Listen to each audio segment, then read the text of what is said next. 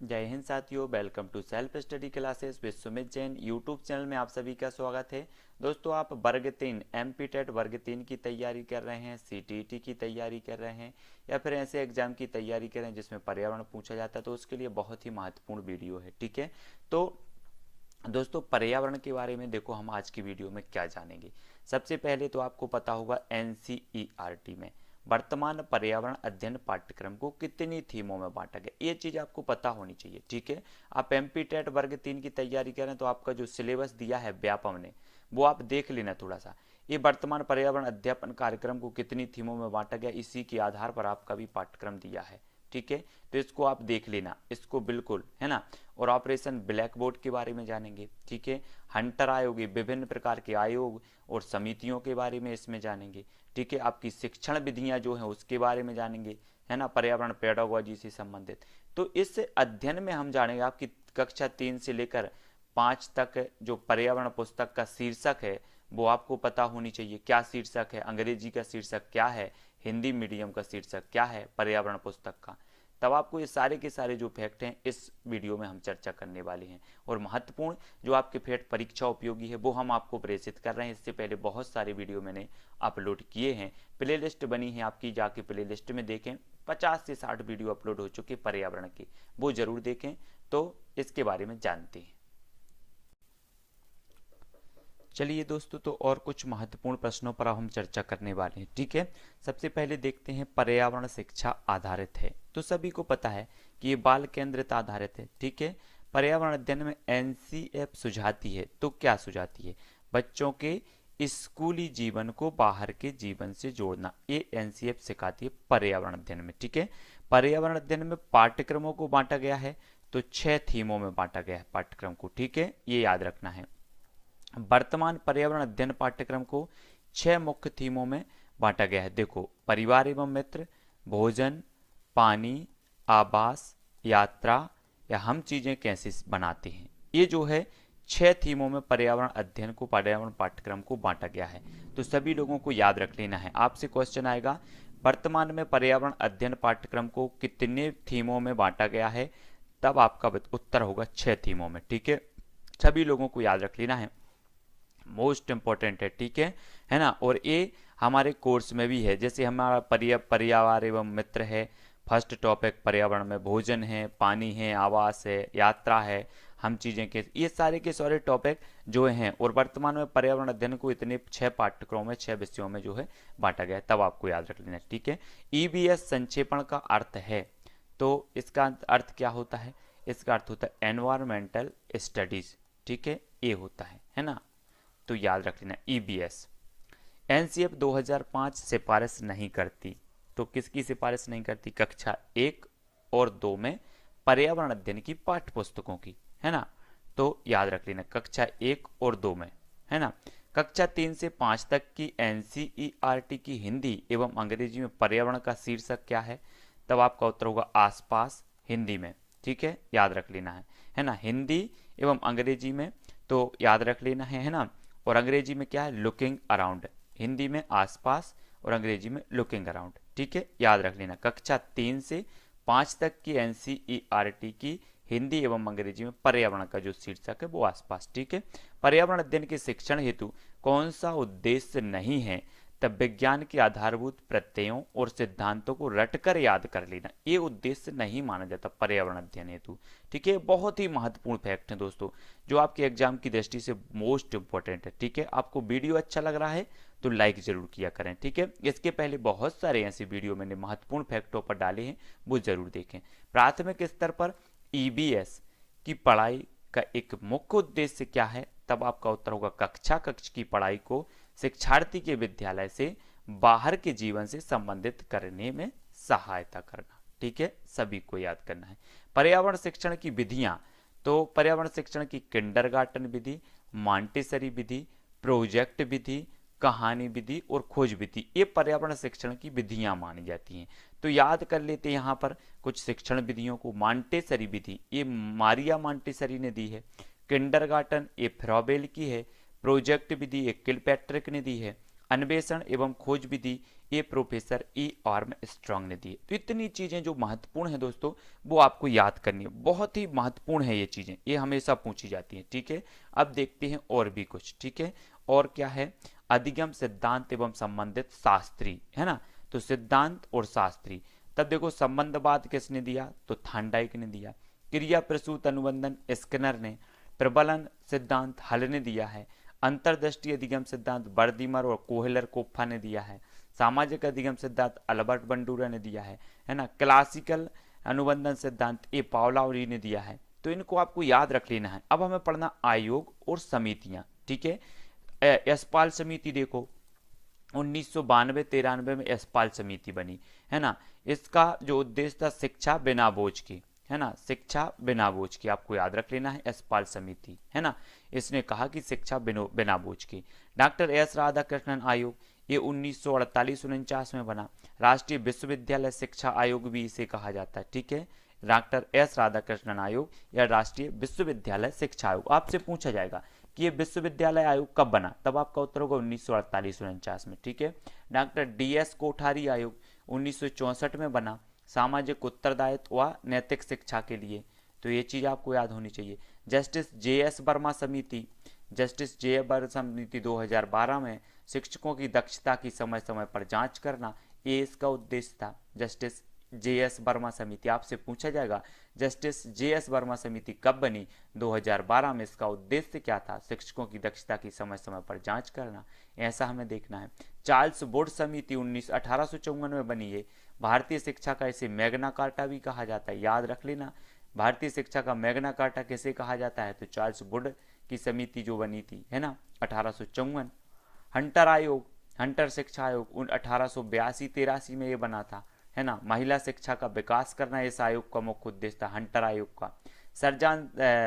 Sergeant समिति, sergeant समिति 6 से 11 वर्ष तक के बच्चों को निःशुल्क व अनिवार्य शिक्षा 1944 में ये बना था। ठीक है, अगर आपसे पूछा जाएगा 6 से 11 वर्ष तक के बच्चों को निःशुल्क व अनिवार्य शिक्षा जो है ये उद्देश्य कौन सी समिति का था, तब आपका उत्तर होगा सर्जेंट समिति। ठीक है, ये चीज सभी को याद रखनी है ना। और 1944 में ये बनी थी। अगला देख लेते हैं, आयोग और अध्यक्ष देखते हैं। भारतीय शिक्षा आयोग के अध्यक्ष कौन थे, तो विलियम हंटर थे, है ना, 1882 में। सर्जेंट आयोग के सर्जेंट थे 1944। माध्यमिक शिक्षा आयोग लक्ष्मण स्वामी मुदालियर थे, ये 1952-53 में, है ना। माध्यमिक शिक्षा आयोग या मुदालियर आयोग भी इसे कहा जाता है। तो लक्ष्मण स्वामी मुदालियर इसके अध्यक्ष थे, ये चीज भी आपको याद रख लेनी है। और भी कुछ महत्वपूर्ण फैक्ट देख लेते हैं जो आपकी परीक्षा की दृष्टि से बहुत ही महत्वपूर्ण है। ठीक है, ऑपरेशन ब्लैक बोर्ड ये कब चला, 1987-88 में। साक्षरता मिशन 1988 में। सर्व शिक्षा अभियान 2000-2001 में। ठीक है, ये चीज सभी को याद रखनी है। ठीक है, एक नई राष्ट्रीय शिक्षा नीति आई थी 2017 में। महिला शिक्षा पर राष्ट्रीय समिति दुर्गाबाई देशमुख समिति 1958, ये महिला शिक्षा पर राष्ट्रीय समिति है ना। तो इनको याद रख लेना बहुत ही महत्वपूर्ण है। पर्यावरण अध्ययन के संदर्भ में बोझ के बिना शिक्षा क्या बताता है, तब आपका उत्तर अवबोध का भार कम करने की जरूरत, याद रख लेना। निम्न में से बताइए पर्यावरण बोझ के बिना शिक्षा क्या बताता है, तब आपका उत्तर अवबोध का भार कम करने की जरूरत, है ना, ये आपसे पूछा जाएगा।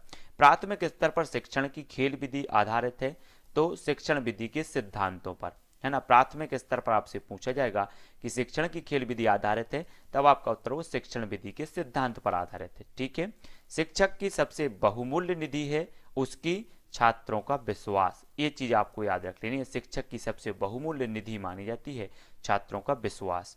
परियोजना विधि के 6 मुख्य सोपान कौन से हैं, आप लोगों ने पढ़े हैं। स्थिति प्रदान करना, प्रोजेक्ट का चयन, प्रोजेक्ट बनाना, योजना का क्रियान्वयन या मूल्यांकन तथा रिकॉर्ड बनाना। ठीक है, आपसे पूछा जाएगा निम्न में से बताइए कौन सा परियोजना विधि का मुख्य सोपान नहीं है, तब आपको ये मुख्य सोपान स्थिति प्रदान करना, प्रोजेक्ट का चयन, प्रोजेक्ट बनाना, योजना क्रियान्वयन, मूल्यांकन तथा रिकॉर्ड, ये चीज आपको याद होनी चाहिए। ठीक है, पर्यावरण की सबसे प्रभावशाली विधि कौन सी है, तो प्रयोगशाला विधि है। इस विधि में ज्ञान की जो है प्राप्ति स्वयं द्वारा प्रयोग करके की जाती है। भाषा सुपोबली सीखने का सही अनुक्रम क्या है, सुनना, बोलना, पढ़ना और फिर लिखना। ठीक है, ये कौशल माने जाते हैं। सबसे बालक पहले सुनता है, फिर बोलने लगता है, फिर पढ़ने लगता है और अंत में लिखने लगता है। ये चीज आप लोगों को जो है देखना है। पढ़ने की अक्षमता क्या कहलाती है? तो एलेक्सिया और डिसलेक्सिया, ये चीज आपको याद रखनी है, ठीक है। मौखिक रूप से सीखने की अक्षमता अफेजिया और डिस्फेजिया, है ना। लिखने की क्षमता डिस्ग्राफिया, गणित सीखने की अक्षमता डिस्कैलकुलिया, याद रख लेना है ना। प्राथमिक स्तर पर शिक्षार्थियों का आकलन करने का सर्वश्रेष्ठ तरीका क्या है? तो पोर्टफोलियो, क्या है? पोर्टफोलियो, याद रख लेना है। एक अच्छे परीक्षण की विशेषताएं क्या हैं? वैधता, विश्वसनीयता, वस्तुनिष्ठता और व्यवहारिकता एक अच्छे परीक्षण की विशेषताएं मानी जाती हैं। जिन प्रश्नों का उत्तर अलग अलग होता है कहलाते हैं मुक्त अंत वाले प्रश्न कहलाते हैं। जिन प्रश्नों का उत्तर अलग अलग होता है, ठीक है, ये मुक्त अंत वाले प्रश्न कहलाते हैं। आपको याद रख लेना, आपसे पूछा जाएगा निम्न में से बताइए कौन सा मुक्त अंत वाला प्रश्न है। गणित की पेडागोजी हो या पर्यावरण की, सब में पूछा जाता है, ठीक है। तब आपको उत्तर बताना। मुक्त अंत वाले जो प्रश्न होते हैं, मतलब अलग अलग जिनके उत्तर होते हैं, वो इसका सही हो जाएगा, ठीक है। अब हमें देखना है जिन प्रश्नों का उत्तर एक ही होता है कहलाते हैं, तो ये बंद अंत वाले कहलाते हैं, है ना, बद्ध अंत वाले। तो ये चीजें आपको याद रख लेनी है ना। और भी कुछ महत्वपूर्ण फैक्ट हैं जिनको हमें बहुत अच्छे से पढ़ना है ना। ये जो प्रश्न है जीआई टैग के बारे में, आपने सुना होगा जीआई टैग मिला है। तो जीआई टैग अथवा भौगोलिक संकेतक उस उत्पाद को दिया जाता है जो किसी विशिष्ट क्षेत्र का प्रतिनिधित्व करती है अथवा किसी विशिष्ट स्थान पर ही पाई जाती है। जीआई टैग कृषि उत्पादों, प्राकृतिक वस्तुओं तथा निर्मित वस्तुओं की गुणवत्ता के लिए दिया जाता है। ये चीज आपको याद रखनी है। कुछ महत्वपूर्ण कृषि उत्पादों को मिला जीआई टैग, देखो रसगुल्ला को मिला उड़ीसा और पश्चिम बंगाल, है ना, जुलाई 2019 में रसगुल्ला को जीआई टैग मिला। कंधमाल हल्दी को, उड़ीसा की कंधमाल हल्दी को जीआई टैग मिला। दार्जिलिंग चाय को पश्चिम बंगाल की जीआई टैग मिला। सिरसी सुपारी ये कर्नाटक की है, इसे भी जीआई। मरयूर गुड़ केरल का, इसे भी जीआई टैग मिला। अल्फांसो आम महाराष्ट्र में, इसे जीआई टैग मिला, है ना। कुर्ग अराबिका कॉफी कर्नाटक में, इसे जीआई टैग मिला। Araku valley Arabica coffee Andhra Pradesh की है, इसे भी मिला। और सांगली हल्दी महाराष्ट्र की, इसे भी जीआई टैग मिला है। तो याद रख लेना है, सतत एवं व्यापक मूल्यांकन की एक तकनीक है निदानात्मक मूल्यांकन। ये चीज आपको याद रखनी है। निदानात्मक मूल्यांकन जो है एक सतत एवं व्यापक मूल्यांकन की एक तकनीक मानी जाती है। पर्यावरण अध्ययन में क्षेत्र भ्रमण का मुख्य उद्देश्य क्या होता है? प्रत्यक्ष अनुभव, याद रख लेना है, क्या होता है? प्रत्यक्ष अनुभव। प्राथमिक स्तर पर पर्यावरण अध्ययन के लिए कौन सी विधि प्रभावशाली है? तो कहानी विधि प्रभावशाली है, ठीक है दोस्तों। ये जो बुक है वो यूथ कंपटीशन टाइम्स की है। अगर आप चाहते हैं तो खरीद सकते हैं, बहुत ही बढ़िया बुक है, तो आप जरूर खरीदें अगर खरीदना चाहते हैं तो, ठीक है। कक्षा 1 और 2 के लिए पर्यावरण अध्ययन विषय के संदर्भ में सच है। पर्यावरण अध्ययन से संबंधित मुद्दों और संबंधों का संपादन भाषा और गणित के माध्यम से होता है, ठीक है। पर्यावरण अध्ययन में बच्चों को जोड़ने की सबसे प्रभावशाली युक्ति क्या है? तो किस्से और कहानियां, ठीक है। पर्यावरण अध्ययन पाठ्यक्रम की 6 मुख्य थीमों में से एक नहीं है, तो काम और खेल। इस प्रकार से आपसे जो मैंने थीम बताई थी 6, वो आपको याद रखनी है। पर्यावरण अध्ययन में आकलन के लिए संकेत नहीं होना चाहिए, तो याद करना ये संकेत नहीं होना चाहिए, ठीक है। पर्यावरण अध्ययन की प्रकृति क्या है? तो एकीकृत है ना। ईबीएस की कक्षा में गतिविधियां हैं चित्र खींचना, कक्षा में जो गतिविधियां वो चित्र खींचना, है ना। फील्ड भ्रमण, श्यामपट्ट का उपयोग, ये ईबीएस की कक्षा में गतिविधियां मानी जाती हैं, ठीक है। तो दोस्तों यहाँ पर हमने कुछ महत्वपूर्ण फैक्टों के बारे में देखे, आपके शिक्षण से संबंधित, पेडागोजी से संबंधित और पर्यावरण से संबंधित। कुछ जो आपके आयोग थे उनको भी जाना, कुछ समितियां थी उनको भी हमने जाना, है ना। कुछ महत्वपूर्ण फैक्ट थे, वो सारे के सारे फैक्ट आज हमने यहाँ पर जाने। आपको वीडियो कैसा लगा कमेंट में जरूर बताना। इसके पहले बहुत सारे वीडियो मैंने अपलोड किए, उनको आप जरूर देखना। ऐसे महत्वपूर्ण वीडियो, महत्वपूर्ण जो फैक्ट आपको कहीं नहीं मिलते, वो चीज हमने आपको दिए हैं। तो पूरी की पूरी प्लेलिस्ट पर्यावरण की बनी है, लगभग 50 से 60 वीडियो इसमें अपलोड हो चुके हैं और भी निरंतर हो रहे हैं, तो वो जरूर देखें, ठीक है। और टेलीग्राम ग्रुप से जुड़ जाना है। टेलीग्राम ग्रुप से जुड़ने के लिए आपको टेलीग्राम ऐप डाउनलोड करना है, उसमें सर्च करना है IAS स्टडी ट्रिक, ठीक है। तो आज के वीडियो के लिए बस इतना ही। वीडियो को लाइक करें, चैनल को सब्सक्राइब करें। जय हिंद।